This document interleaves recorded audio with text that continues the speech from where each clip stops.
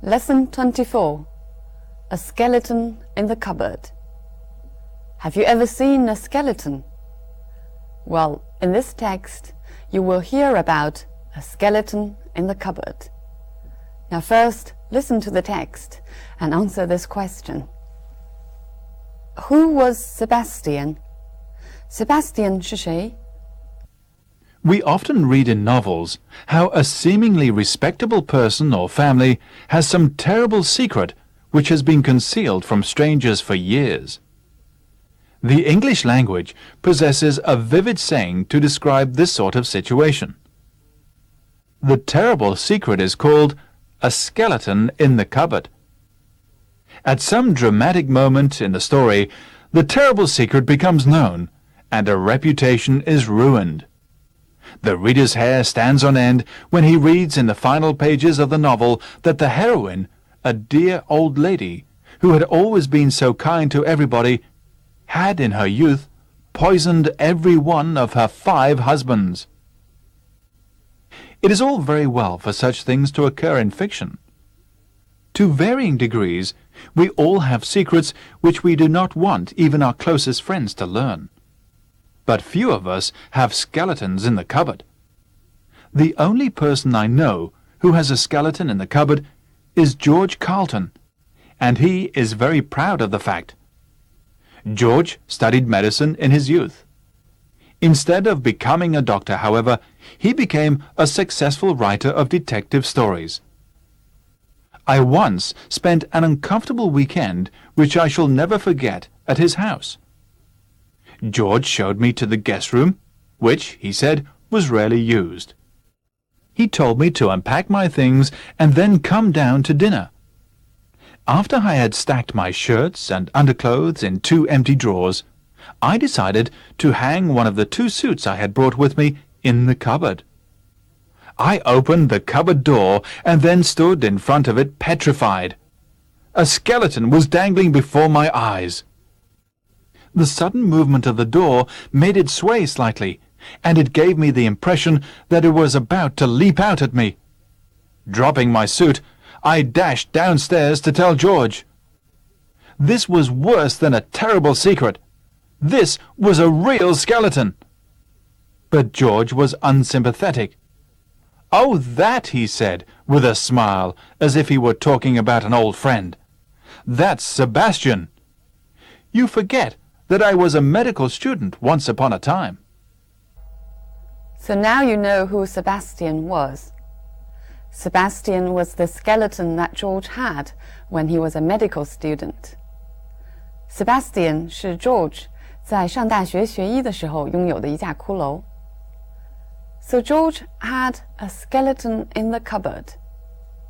What does a skeleton in the cupboard mean in English? Does it mean the same in this case? We'll see after we explain the language points. We often read in novels how a seemingly respectable person or family has some terrible secret. Respectable means socially accepted and approved, 社会认可的，体面的。Look at this example. She is a respectable young woman from a good family. 她是一个有良好教养的体面的年轻女人。由 respect 这个名词派生出来的形容词还有2个，但是意思和 respectable 不同。我们来看看。Respected. Respected means admired by many people. For example, he is well respected in the academic world. 他在学术界非常受人尊重。而 respectful 意思是 feeling or showing respect, 表示尊敬。For example, we should be respectful of other cultures. 我们应当尊重不同的文化。The English possesses a vivid saying to describe that sort of situation. Possess 这地方的意思跟 have 是一样的，但是更加正式和书面化。At some dramatic moment in the story, Dramatic means exciting or surprising， 非常具有戏剧性的，很突然或者非常令人激动的。Look at this example. Dramatic changes have taken place in the past 10 years. 过去的10年间发生了戏剧性的变化。这里的 dramatic 强调 exciting and sudden. He suddenly made a very dramatic gesture. 他突然做了一个戏剧性的动作。Here, dramatic means like something happening in a drama, exaggerating. 这里的戏剧性意思其实是夸张。The terrible secret becomes known. Known 这里做形容词，意思是 revealed， 这个秘密被揭露出来。A reputation is ruined. 这里的意思是名声受到了损害。英文中表达损害还有一个词是 destroy， 但是两个字的意思并不完全一样。If something is ruined, it still exists, but no longer in good quality. But if something is destroyed, it is damaged completely. 用 destroy 的时候，这个东西完全被毁掉了。Ruin 是毁坏的意思。Now look at these two examples. The school was destroyed by fire. 学校毁于一场大火，学校不复存在。The rain ruined my holiday. 下雨毁掉了我的假期，我的假期还有 but no longer in an enjoyable way. Ruin 跟 spoil 意思更接近，都是毁坏，但并没有完全毁掉的意思。但是 ruin 的程度要比 spoil 更加严重。The reader's hair stands on end. Somebody's hair stands on end. 这是一个固定的词组，意思是 be very frightened. 这个词组的意思呢，其实是由它的字面意思引申出来的。Somebody's hair stands on end. 这里的 end 是发梢的意思，相当于中文说的头发倒竖。The heroine. Here the heroine means the main character in the novel. We all know that heroine can also mean a great woman.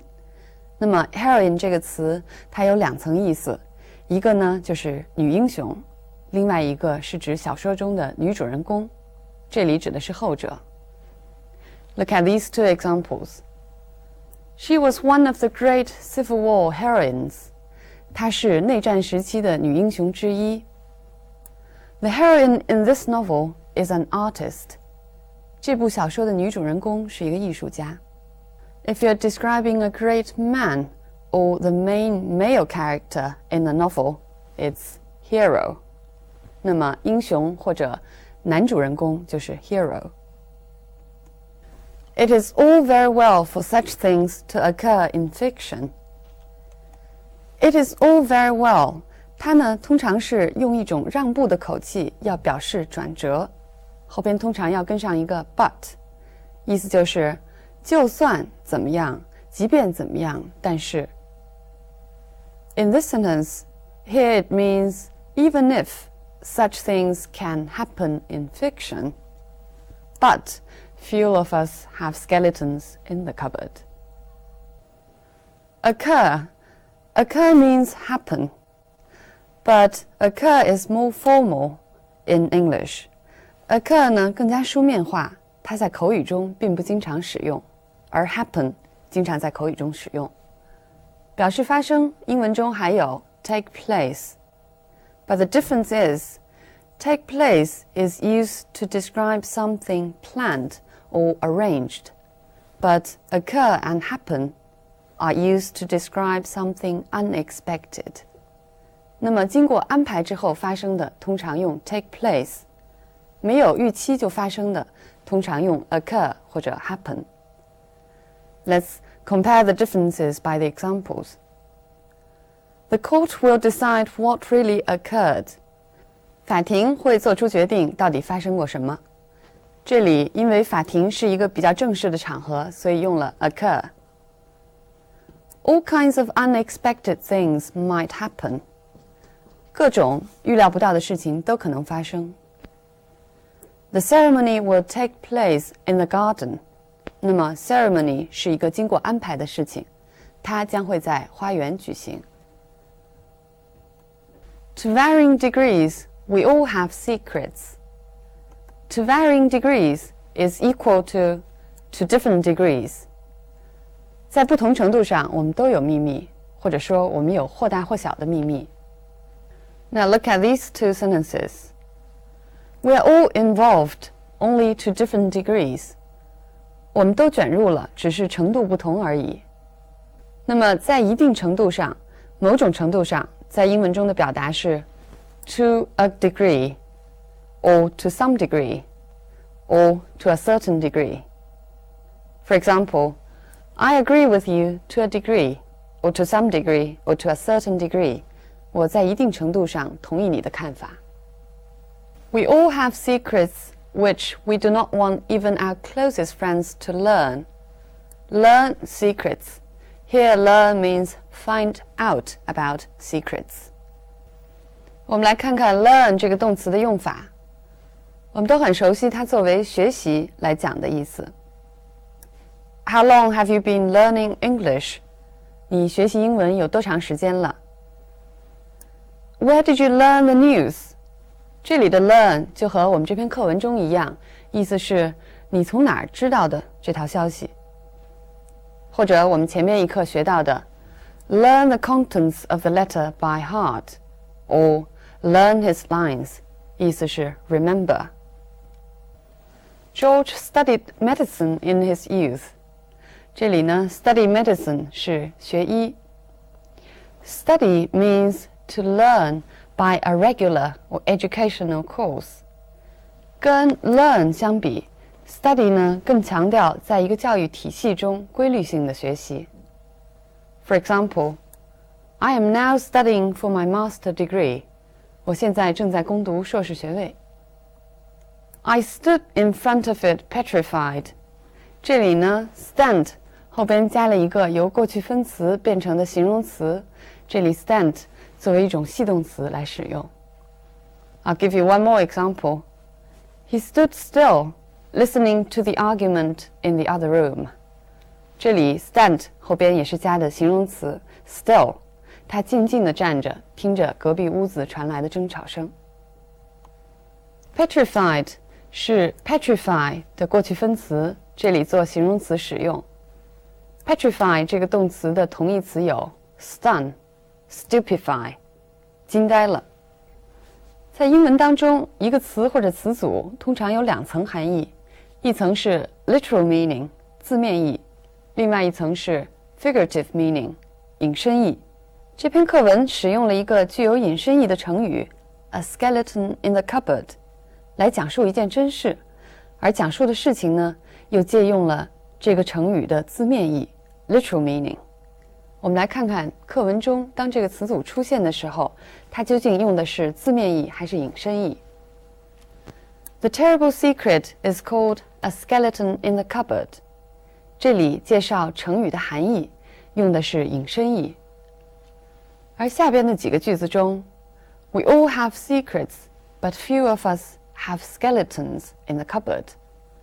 还有 The only person who has a skeleton。This was worse than a terrible secret. This was a real skeleton. 这三个句子当中用的都是它的字面意。The whole story is actually built upon the play of the words literal and figurative meaning. It's not a horror story. But anyway, what a strange man George was. But maybe when he was a medical student, he used the skeleton to find out the secret of human bodies.Now he was a detective story writer. He kept the skeleton in order to find out the secret of human minds. 基督教中的确有过一个传说，说到有一个圣人叫 Saint Sebastian， 多次起死回生。George 给他的骷髅起了这么一个名字，也许是说骷髅随时对他都可以起死回生吧。Okay, so much about the story. I'll see you next time.